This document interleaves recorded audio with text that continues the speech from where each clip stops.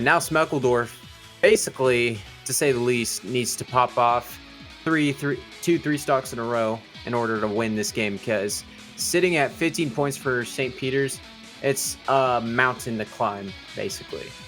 Yeah, you have to play. The math says that if the only way Marquette wins this one in regulation is if they play perfectly, if they do not drop a single stock or give up a single game, that's how perfect Marquette's next two players have to be. And we've seen some pop-off moments from them in the past, but against St. Peter's, when they jump out to this type of lead, historically they have been able to hold it. But we'll have to wait and see. That being said, I mean, Smeckledorf, we've seen him have, pop-off moments in the past as well. I believe last time we saw him on stream, he played Ganondorf.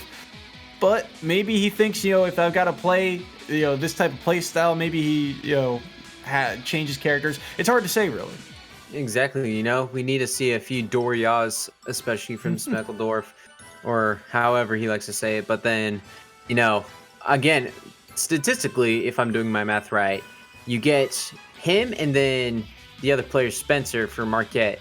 Both of them have to get three stocks in a row, and then the point differential will be 16 to 15, and then they just run away with it. That's just how you do it. So if St. Peter's gets one stock on them, then it looks like St. Peter's is just going to win the match. Yeah, it is really, backs up against the wall if you're Marquette. St. Peter's, though, RAMEN is a tall task to really listen. RAMEN is one of the most consistent players on the St. Peter's roster. He typically, last time we saw him play, he was the anchor for St. Peter's in that playoff game. So they are trying to close this one out with one of their highest priority players. We've seen RAMEN in the past go Captain Falcon and Robin, and those are two characters that are very kind of momentum-esque. They do a very good job of controlling the pace of the game, and that's something that St. Peter's has done well. They've really done well throughout this matchup. So Smeckledorf, once again, this is it. You gotta give your team a chance here. You gotta play near perfect, but it is a tall task going against RAMEN. Yep, and it is going to be Robin, and it is going to be Ganondorf. Obviously, Smeckledorf as Ganon, and then Robin as RAMEN, or RAMEN as Robin, as you said earlier. And the stage is going to be Smashville. So let's see what we got going on here. And it looks like so far, just the relatively so far an even game. Although Robin, with all the projectiles she's got in her pocket, almost. Oh, a nice dodge from Smeckledorf too. Left him wide open after that little kick miss, but then able to just avoid it. We're just missing shots here, guys. Yeah, RAMEN is just throwing out these projectiles, but look at the damage that Smeckledorf can put out, and that's why Ganondorf is so scary. Gonna get the side B, no follow-up though, but that up smash is going to be able to punish, and Smeckledorf takes the first stop. And being the heavy character Smeckledorf is, it's definitely hard to get him off the stage, but it looks like RAMEN's got it easy, and that could be the dagger for Marquette in terms of trying to come back to win the whole thing. But obviously, you got to keep playing. Just got to get some points off. So Smeckledorf can't back down now. That was a massive stock, and RAMEN, able to snipe that stock away with that neutral B semi-charged. But look at the damage, and look at the follow-through on the down smash from Smeckledorf. Okay, that's a great down smash retaliation right there. Just getting the side B, putting him down, and then that's a similar down smash from Clouds, if I'm not mistaken. That will carry your opponent to the other side if you hit the right direction first. Yeah, absolutely. Oh, look at the edge guard, though, from Smeckledorf. Not afraid to go off stage and challenge RAMEN, knowing that he's got the advantage. I love the idea to cover that roll in once again with that down smash, but RAMEN wise to it, avoiding it. But look at just the raw damage output that Smeckledorf's putting through. Yeah, Smeckledorf's just going super hyper aggressive here. And oh wow, that's surprising. RAMEN just gave him the chance to recover. That looks like a missed recovery, but RAMEN just gave him the chance, and Smeckledorf takes it. Definitely a little questionable decision from Ramen keeping Smeckledorf alive. Well, I think he knew that he was going to be able to fade to ledge in time. Actually, no, I'm not really sure. He had to recover, though, either way, and that up B ends up saving him, as you said. I think Ramen just wasn't sure if he was going to be able to fade back to ledge or not, and by the time he realized he himself had dipped too far, the up B actually ended up playing the Smeckledorf's favor, giving him a second chance at life. So unfortunate stuff to Ramen on that misread, but Smeckledorf, great stuff to take advantage of it, you know, holding on to that second stock. He's at 91%. Ganondorf a heavy character, but Ramen with a whole lot of kill power, 91. I wouldn't be shocked to see them find a stock there. But at the end of the day, we talked about it before, heavy characters, just their pure damage output is something to behold, and it's just these stray hits that they can find here or there that really help them secure stocks late in games. Yeah, and that stock right there, what an amazing read, an amazing play, just busting out the down smash attack just to close out that stock. And yeah, it was just great win for Smeckledorf. That's Marquette's first win of this entire series of 5, and that's 2 points on the board for him nonetheless. So if they're able to get 3 stocks for the rest of the game, that could be a tie. That's a tie game for Marquette and St. Peter's. Yeah, it's their last real chance to try and get a W if they play perfect throughout the next, and that's without even dropping a game either. No stocks dropped, no games given away. They have to play perfect if they want a chance to tie. And remember, even if Marquette doesn't win, they still want to play this out to the best of their ability, because that last tie-breaking statistic that we keep track of is that point differential that we've accumulated over the year. So if they can at least, keep it close with St. Peter's, if not get the win, if they can keep it, close, that point differential will still give them a chance possibly for next week when we decide who makes it to the EGFC. Yep, and now we're seeing kind of similar characters now with the character change for Captain Falcon, and already taking 87 damage off the spot. Oh my goodness, that was a 15-second stock, or less actually. What a turnaround! That's a 0 to what an answer! The answer right back to 0 to deaths on the first stock. Are you kidding me? And that probably does it for Marquette as well. Just, we said they had to play perfect and not lose a stock. Well, that's a stock loss, so I don't think they're going to be able to come back and win this entire series. Oh, what a spike! Oh, what a spike! What is happening? These are two characters that absolutely can beat up on each other, and you can tell why. Look at the damage, and he's already dead. Ramen with possibly the quickest game 2 I've ever seen. That game took 1 minute, like exactly 1 minute on the dot, and just right here, you get this stock here. That's, I believe that's a 12-second stock. Or a 13-second. That's 13 seconds. And then just right after that, here comes Ramen just popping off. And then he goes off with an even fewer stock. That's probably a 6-second. And then it's just all Ramen all the way. Foot off the brakes. And just spike after spike. And just not letting Smeckledorf recover. I have never seen that. And I'm sorry for my voice cracking on stream, ladies and gentlemen. It's just crazy. I mean, I don't think we've really seen a faster game 2, just barely inside a minute, 2-0 to deaths back-to-back like that. I mean, and that was all within the first 30 seconds of the match. That was a crazy turnaround, but like you said, Ramen's win there. Listen, those are two characters that can absolutely beat up on each other. Ganondorf, just the raw damage output he has, the ability to challenge off stage, they're built the same way. The only difference is Ganondorf just is a little slower and hits a little heavier, and Captain Falcon, at the end of the day, Ramen, very proficient with that character, able to take advantage of those slight little missteps by Smeckledorf and take game 2. And we still have a game 3 to play out, but like you said, Ramen able to close out the W for St. Peter's. Yeah, 17-2. So St. Peter's will take this victory. Definitely a needed victory for them as well. So just hats off to them. There's still plenty of Smash left to play, obviously. So hopefully we'll see.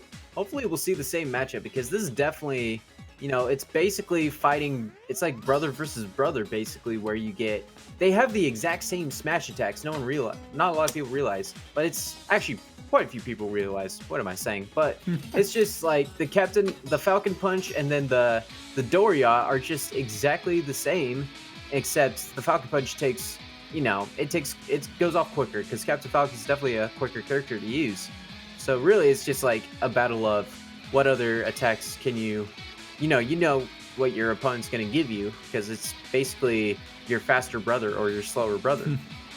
Yeah, I'm curious to see, especially on the side of Smeckledorf, what the choice is here. I mean, I think we've exclusively kind of seen the Ganon the past couple weeks, as FD does get selected here for game number 3. But remember, it's like we said before, every single stock is important. Despite Marquette not being able to come back and win this matchup, we still play out these sets, because that point differential and that set differential are important tiebreaker statistics, and we see one more character swap on the side of Marquette, the Pokemon trainer, coming out here for game number 3. So this will be an interesting matchup to see, as we get the fun Mario music in the background. And now Ramen already popping off here. Already just getting off 49, and that's an easy stock. Nope, still alive. That almost was a quick stock for Ramen. Almost getting away with that, and now finally gets a little lick on him. So now it's just 5% to 117. Now if you're Smeckledorf, you gotta do something, but that's not the answer. Trying to recover real quickly, and now he's gonna switch to Squirtle. Dang, Ramen's just reading Pokemon Trainer perfectly. Yeah, right now Smeckledorf is just trapped in the corner, and I was gonna say, I'm always curious to see how Pokemon trainers play, but right now Ramen's just all over top of this matchup. He knows his way around these characters and did a fantastic job of reading the defensive options once again. That's how he was able to take stock number 1. Here in stock number 2, though, a little bit of back and forth, but Smeckledorf dipping very low. He's not gonna be able to grab the ledge, actually. Okay, Charizard up, he is gonna be able to save him, though. That was massive. That was pretty close. Because, we saw Ivysaur trying to recover it, but then Charizard coming in. Didn't think his recovery was that high, but I was wrong. He recovered from that easily. Also, a very longer game than the last one, I do say so myself. A whole extra minute has gone by.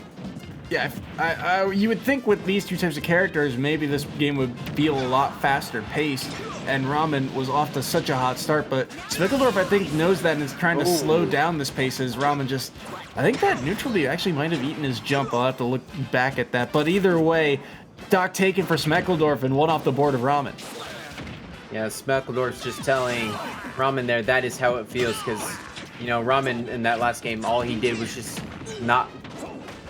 he just put Smeckledorf in a place where he could not recover. So now Smeckledorf just telling him, hey, yeah, you can't recover. That's how I felt. So.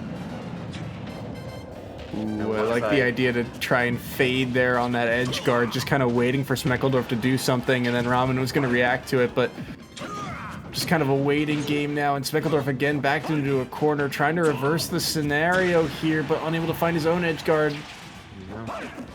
Might need to switch up to Charizard to just beef up yourself so you don't get killed, but that's not gonna happen here. And he's now he's Charizard. Now he's looking to try to get some easy points off here, trying to get that stock, putting the pressure onto the ledge. We might see a Fire Breath. Actually, nope. Still waiting to just get more hits off of them. Ramen playing a little distance game, finally getting off the grab, getting the ledge attack that he wants. Just waiting patiently.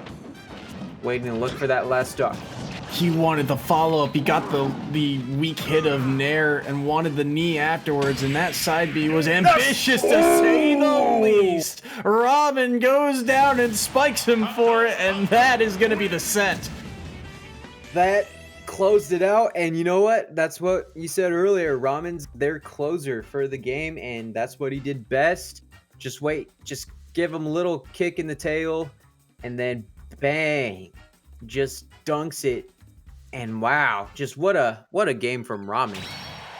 Yeah, I mean, once Ramen took the lead, there was really no looking back for him. I mean, look at this first stock percentage differential, and then Ramen finds that up B to secure the first stock. Smeckledorf was on the back foot for a lot of this match, just found a stray hit here or there, but yeah, Ramen just not able to recover on that second stock, so he loses it. And you had to think maybe at that percentage he was working on borrowed time, but either way, just Ramen's ability to control the stage. Smeckledorf could barely find a way in no matter which of the three Pokemon he was using or favoring, and Ramen just eventually kind of went through the checklist of defensive options, covered each one, checked one off, and then eventually dips down low for the edge guard and seals away the set.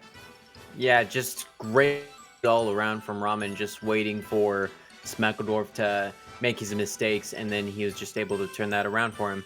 So now with this final matchup, that St. Peter's has already won the set, but we get to still have one more fight, and it's going to be Spencer for Marquette and Inferno for St. Peter's.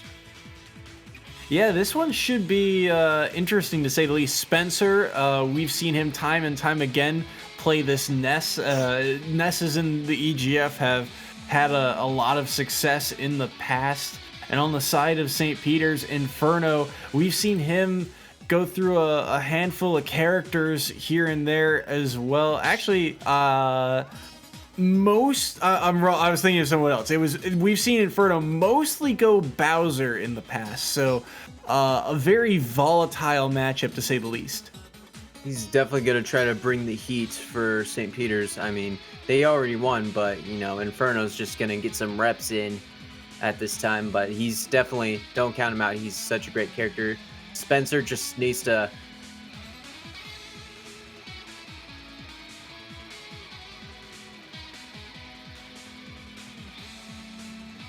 all right. Well, it appears we may have lost South Beach for the moment. Unfortunate timing. South Beach, are you still here? I am, if you can hear me. I hear you. Okay, okay. So, hello. I don't know what happened, but that was unfortunate timing to say the least. Yeah. But it's as you were saying, these two. It's good to see Inferno and Spencer get some time. We've seen these two time and time again, but between the two of them, I feel like between Ness and Bowser, who do you think has the advantage here? Well, Bowser just being the heavy character